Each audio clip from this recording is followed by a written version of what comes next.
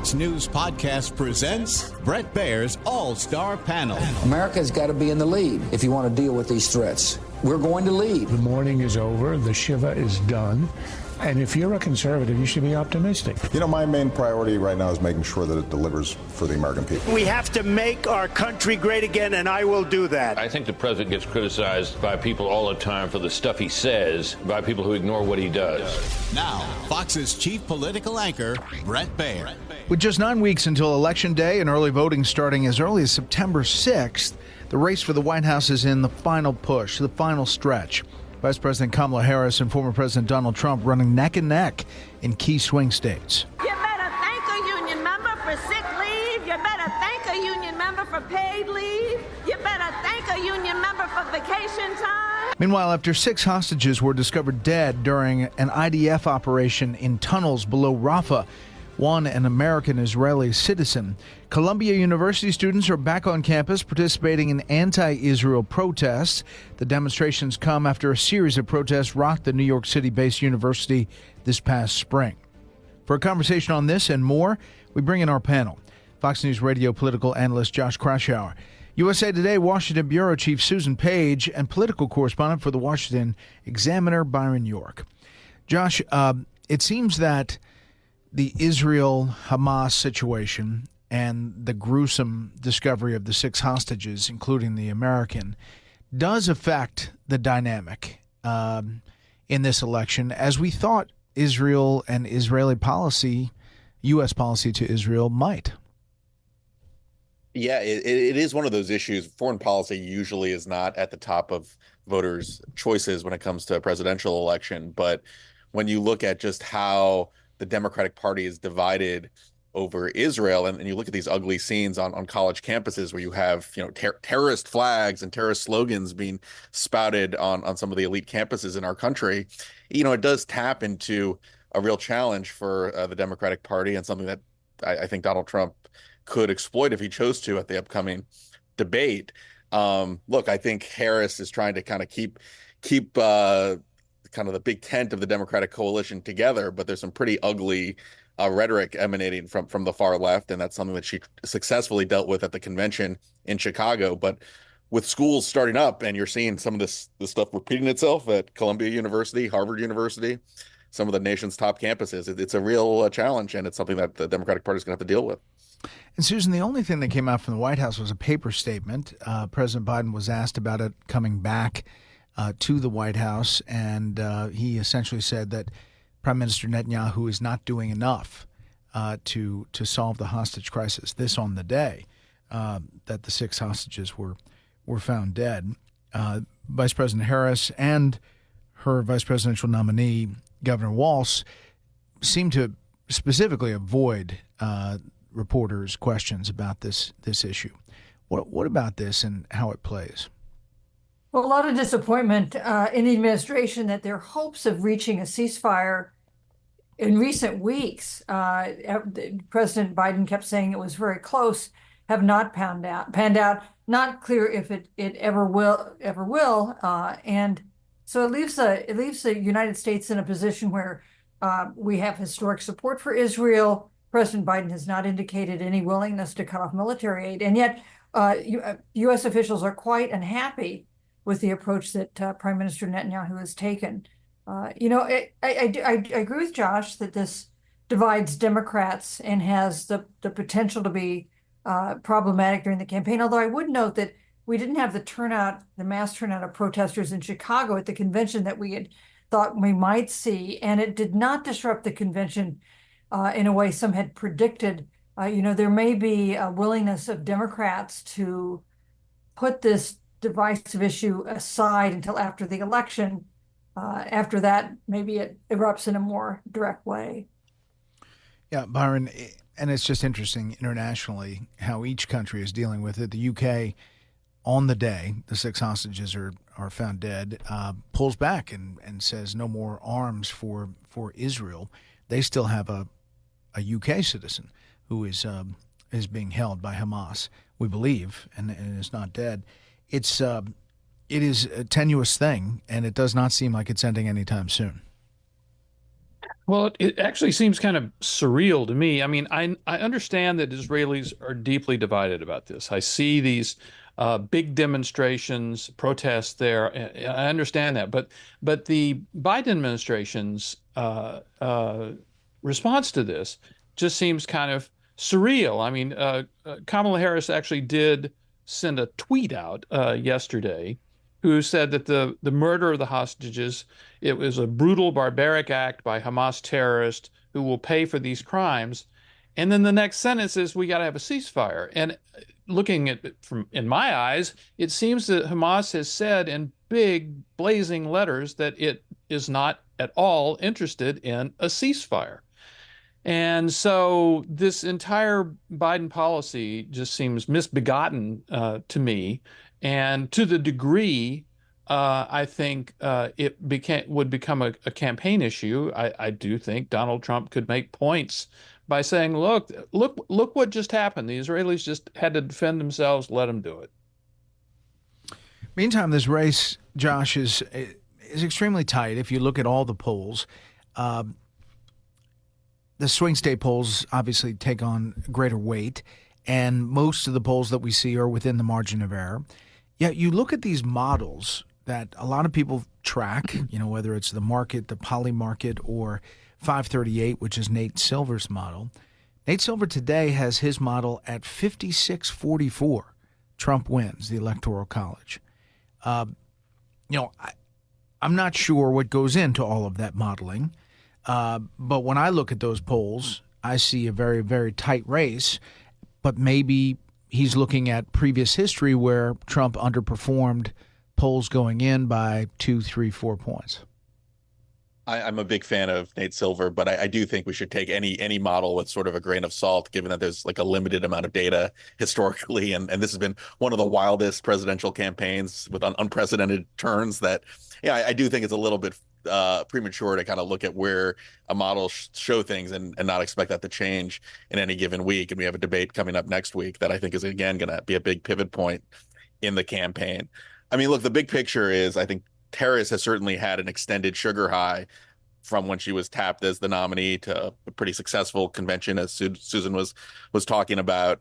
And she certainly has coalesced the Democratic base behind her in a way that Joe Biden was really struggling to do throughout his whole attempted reelection.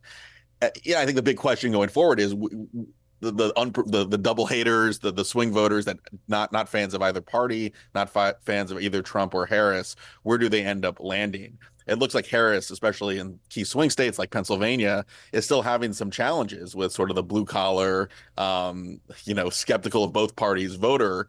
And there's still a little bit of work she'll have to do to feel comfortable with where she stands politically. And there's plenty of opportunity for Donald Trump to continue to make some inroads. But, this race looks like a toss-up. I think Harris has the momentum, but it is, Biden had a much bigger lead in the polls at this point in time.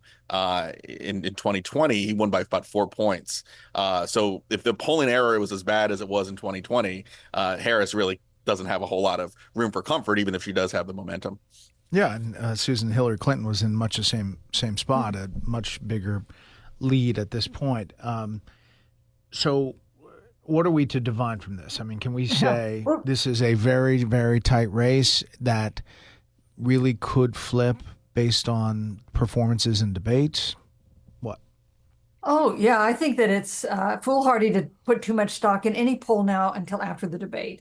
There is no event in this shortened political campaign that we have this year that will matter more, I think, than that televised standoff. That will, if there is, remember the last debate knocked Biden off the ticket.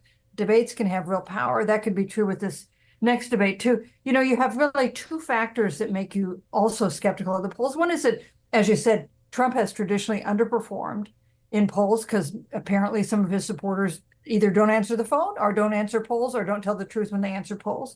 The other thing is Democrats need to do better than a small edge in these national polls in order to win the Electoral College because of the structure of the Electoral College. So they don't need to have a 2-point lead.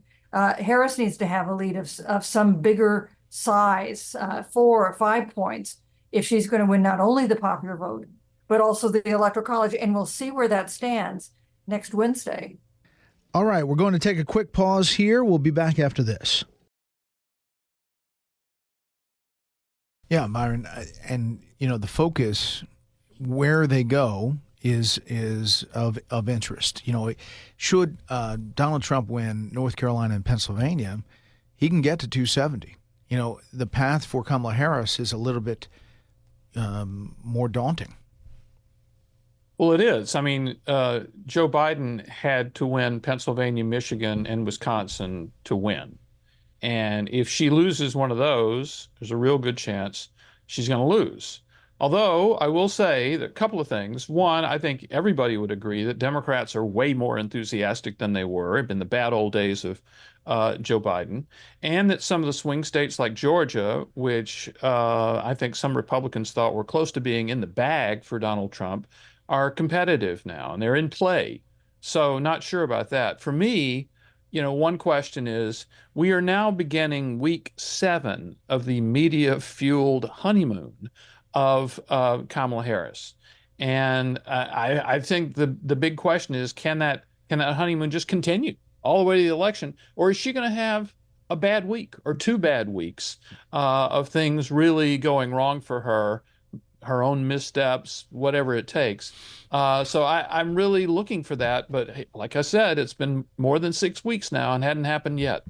Yeah, and I said this a few weeks ago. I was at the DNC and talked to a senior Democratic official who said, listen, this is great. This honeymoon is great. And then said, how long did your honeymoon last? And I said, what do you mean? With my wife, I lasted 8 days. He said, no, how long did it last until you got in a major fight with your wife? And I said, well, we didn't really get in major fights, but I guess 6 weeks. He's like, we only need 74 days. So, Josh, I mean, I think there is some sense like maybe we can just get through. Yeah, it kind of reminds me of like a football team trying to play prevent defense, holding on to like a touchdown lead. They're just trying to run out the clock, it feels, and they've benefited, I think, from some generally favorable coverage. I also think that the Trump campaign, it's on the Trump folks to make the case against Harris in a consistent and defined way. And it feels like in the last few weeks, they've been sort of throwing spaghetti against the wall and trying to see what sticks. This debate is going to be very critical for the Trump folks, maybe the last best chance for tens of millions of viewers to see Trump and Harris head to head and see Trump make the strongest argument against Harris's agenda and against her campaign. I think there is an argument to be made. We certainly know her very progressive left-wing record when she ran for president in 2020. And we also know that, there's a question about where her core is. Does she have a set of principles that she would govern in if she becomes president? Those are areas that are vulnerabilities for Harris. And yet I don't think the Trump campaign has ably prosecuted the case as effectively as they can. So the burden is going to be as much on the Trump campaign. They're certainly not going to get help, perhaps on the outside as they may have expected. Yeah. And last thing, Susan, I mean, we're told there's going to be some more meat on the bone when it comes to economic proposals and maybe tax credits and helping small businesses and all these kinds of specifics. But in reality, it seems like the Harris campaign is really about 2 things. 1, she's not Joe Biden. And 2, most importantly, she's not Donald Trump. Yeah. And, this is not a policy-driven campaign on either side. Neither. Yeah. I think we should not expect either candidate to come out with policy papers that you can count on to then be implemented once you're in office. But, you ask about the next 63 days. Kamala Harris is going to have a bad day or a bad week. She's going to have a bad interview, or maybe she'll have a bad debate, or there'll be some catastrophic news event in which that puts her in a box. She will not have 63 more days of the extremely positive coverage and confluence of events that she's had since Joe Biden stepped back. And the question is, does she handle it well when trouble comes? Right. And do her folks stick with her at that point? Last word, Byron. I want to talk to Susan again in 63 days. I agree that just common sense says that she's going to lose some altitude for a while. But we may be seeing that now. We may be seeing that softening now. I mean, it's entirely possible. Look, the CNN interview was not a big confidence-inspiring event, and I don't expect to see many from her as well. So my feeling is the more she is actually exposed to the American people as a standalone candidate, as the front person in the campaign, the more problems she would have. But so far, it really hasn't happened. Well, September 10th is really the big day, and we will be all over it, covering it live on Fox. Thank you, panel. Now for a bit of history. On September 3rd, 1783, the Treaty of Paris was signed in the city of its namesake, signed on the American side by Benjamin Franklin, John Adams, John Jay. The treaty ended the American Revolution and formally recognized the United States as an independent nation. That'll do it for this week. You can hear more of this series at foxnewspodcast.com or wherever you download podcasts. Make sure to leave a rating and a review. We want to hear from you. For Josh, Susan, and Byron, I'm Bret Baier. We'll see you next time. Listen ad-free with a Fox News Podcast Plus subscription on Apple Podcasts, and Amazon Prime members can listen to this show ad-free on the Amazon Music app.